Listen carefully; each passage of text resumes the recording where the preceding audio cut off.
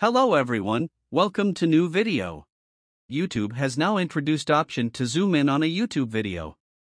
What's even better is you don't need to tap and hold the screen to maintain the zoom level. Once you zoom in, the video will stay zoomed in until you zoom out. And zooming in and out of videos is not rocket science either.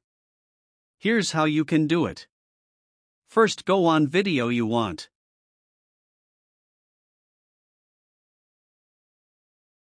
Now if you try to zoom with two fingers you can see is that impossible.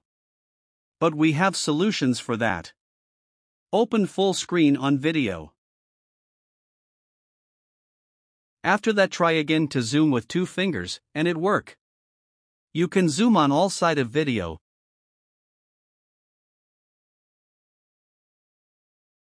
You can also pause a video and zoom it. So that is it for this video. If this video like you, leave a like and subscribe for more tutorial like this.